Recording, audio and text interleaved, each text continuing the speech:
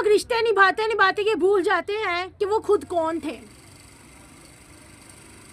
और फिर एक दिन आईने में देखकर पूछते हैं मैं कहाँ खो गई हूँ। ये कहानी उन औरतों और मर्दों के लिए जो मोहब्बत में अपनी आवाज़, ख्वाब और इज्जत खामोशी से कुर्बान कर देते हैं। ये कहानी है ज़ैनब की। ज़ैनब जो कि मजबूत मगर खामोश, कामरान डोमिनेटिंग शोहर, यानी कि मैं आपको करैक्टर बता रही हूँ स्टोरी के, माँ सच बोलने वाली, बेटी हिना।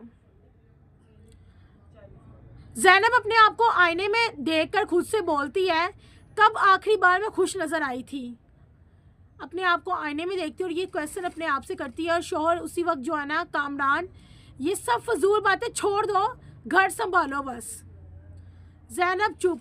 वहीं पे जब ये बात सुनी अपने शोहर की, बेटी का सवाल, हिना अम्मी आप हंसती क्यों नहीं अब। हिना जो उनकी बेटी है उसने कहा कि अम्मी आप हंसती क्यों नहीं अब। ये सवाल दिल चीर देता है। बेटी मोहब्बत खुद को ख़त्म करने का नाम नहीं, वरना तुम मिसाल नहीं तनबिया बन जाओ।